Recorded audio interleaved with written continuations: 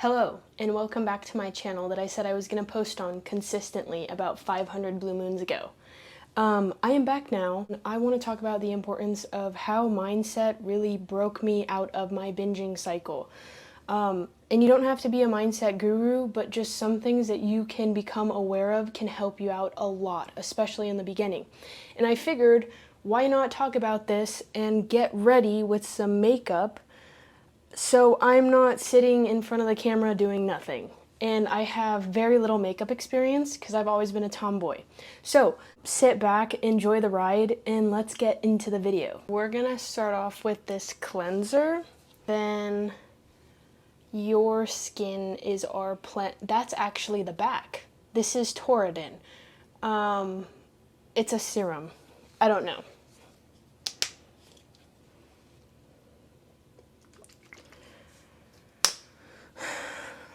Okay, so a little bit about me. I am on TikTok, and that's where I started sharing my story, just about my recovery journey and my battles with binging.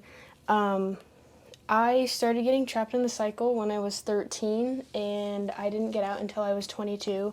My cycle was pretty bad. I was the type of person who would literally miss big events, go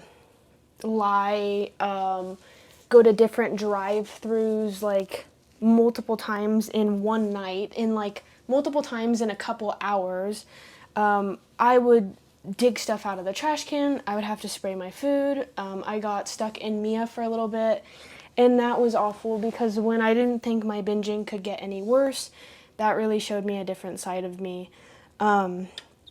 So I dealt with this for many, many years, and then I also had a phase where I was restrictive with my food, and that was because I got into a toxic relationship that actually like exploited my ED, and that was fun. But let me backtrack on that. That is what really opened my eyes to it didn't matter what size body I was in, because my body image was so horrible. And I guess what really happened is like my eyes were opened to a very hard truth, and that was that this body that I idealized for literally years and years and years, because after middle school I was literally the bigger girl. Like I thought that getting this body would finally mean that all my problems would go away, and like that I would just be happy in my skin. And I was for the first 2 weeks when my body dysmorphia passed for a little bit and finally allowed me to see like, oh shit, I was tiny. But after those couple of weeks passed, like reality hit, and I was like, oh my god, I'm just as mentally like distraught as I was in my bigger body than I am now, and none of my problems went away. The only thing that changed was literally the exterior of me. So that was a harsh reality. Okay, so how did I get into this? Essentially, I've always been very active, and I've always been the type to like listen to all of these motivating YouTube videos. So I understood like the mind was important. I guess what I really understood is like people can have like these really strong mindsets, in the sense of like David Goggins was like, you know, if it hurts, your body is going to give out faster than your mind does, or like, I don't know, all of these things that Bruce Lee would say, like you must be moldable like water or whatever. And like, so all of that was kind of like in my mind when I was like in high school and stuff like that, and it really motivated me because it gave me inspiration in the moment. A lot of things in my life, like they come and go in waves, and it's because I get discouraged in my mind, and I don't allow, like, when these plateaus come, I didn't push through them. I like literally just always gave up. And this is where like mindset came in, because I had all these beliefs that I was like not good enough, that this was too hard for me, that I was a failure if I wasn't perfect. I would believe that like a lot of the thoughts that I have were very factual, and that my feelings about myself were true. And that's like so discouraging when you think about it, because it's like, and this is something I say now, is with whatever it is you're trying to do when it's new, if deep down you don't believe that you can do it and you keep telling yourself things like you can't do it, like essentially when things get hard, you're just going to go to your default. And honestly, if that's what you believe and that's what you're telling yourself, then why would you even try? So that was just kind of like super important and a mind opener for me. I've always been the type to reflect. Like I've always been like a black sheep in my family, feeling like I can't fit in, and I've always internalized things. And because I've internalized things, like I feel like that's made me reflect on a lot of things. But this time it was like reflecting with a new perspective and like more of it doesn't have to be this way. Like the life that I'm living currently is not written, like I get to write it. And I guess in the past I always thought like, well, it just is what it is. I kept telling myself like I was good for nothing and all of these negative things. So when it came to the binging cycle, one of the things that was really shitty is like I told myself if I could not change everything about myself after a binge, like I was a failure and there was no point to continue going on. And that put so much pressure on me. But as I reflect back on it, it's like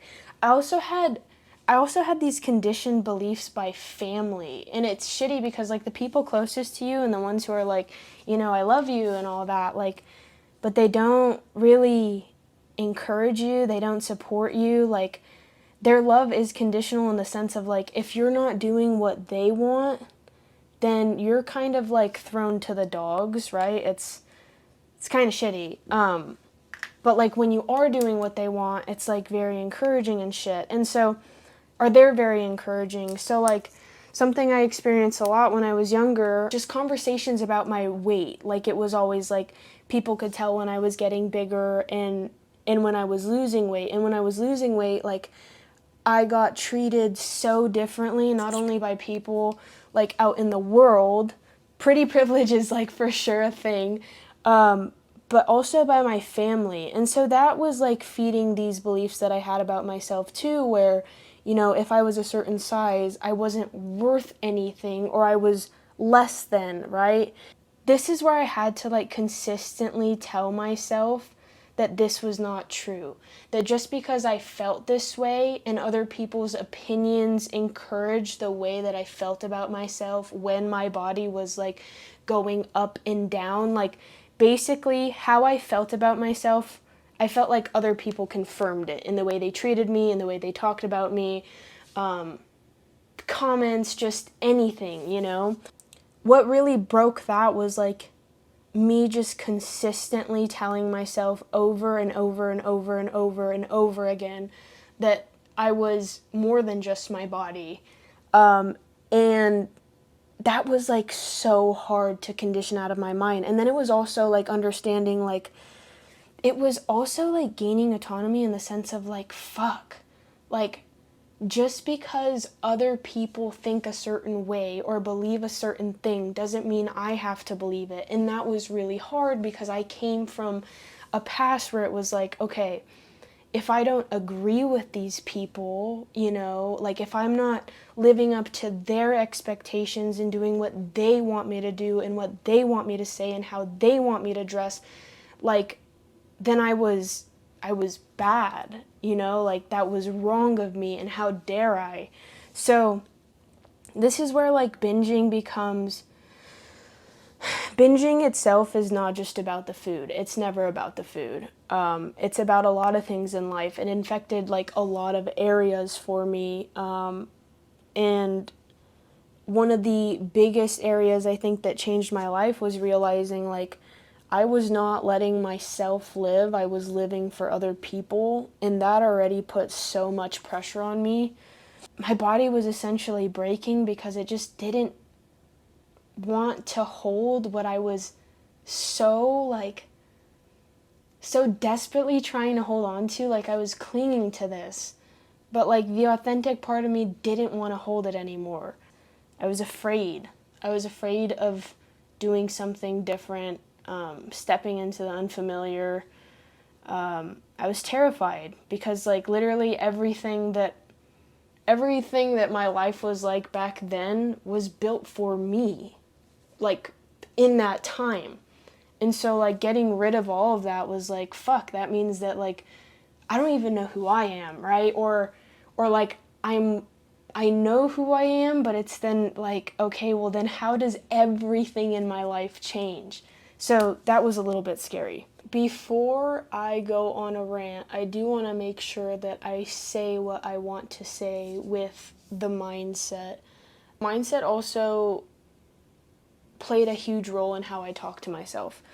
And the way that I talk to myself, it kept me in this box and didn't allow for any growth. Because, like, for example, in the binging cycle, like, I was somebody that would say, like, okay, well, if I go out or if I eat off plan, like, I'm going to binge. Like, I was already writing my story and claiming that I was going to fail that night. And that was, like, something that I wasn't even aware that was hurting me. It was just automatic in how I lived my life continuously. But because I said it so often, and because I truly believed that my past patterns were going to determine my future, it was like saying that didn't even allow for any opportunity, not even the slightest, for me to make a difference in what I was doing or to change this habit. Especially like when you have nobody to talk to about this, you have to be your biggest cheerleader. Like, you almost have to be delusional, because there's times where you don't feel like you'll ever get out of this. Like, this is just your life, and that's super defeating.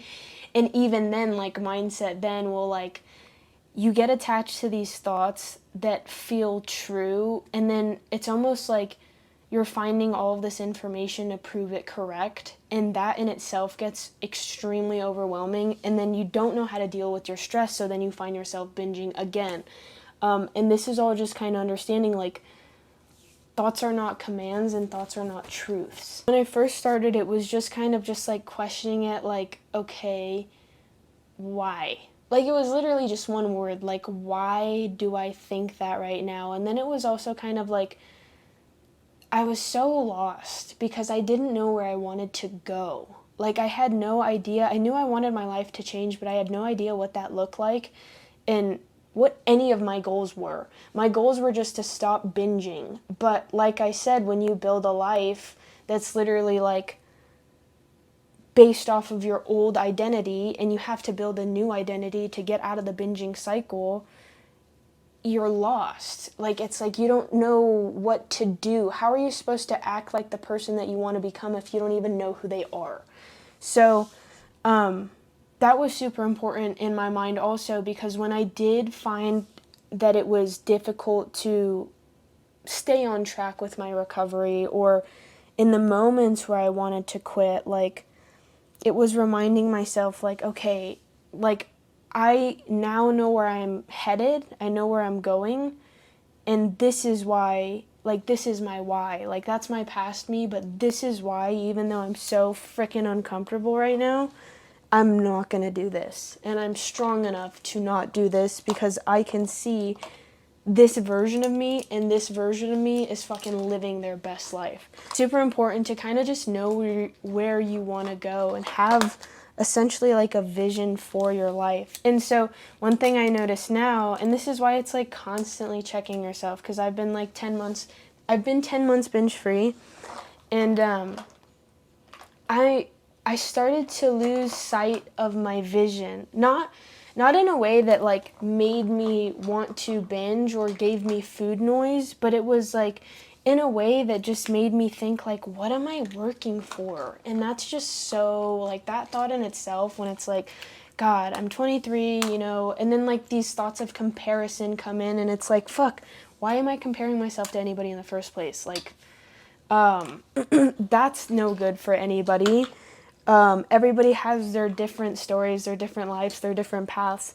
But anyway, I started recognizing, like, I am losing sight of my vision now. And that, like, it's hard to want to continue to grow when you forget where you're going.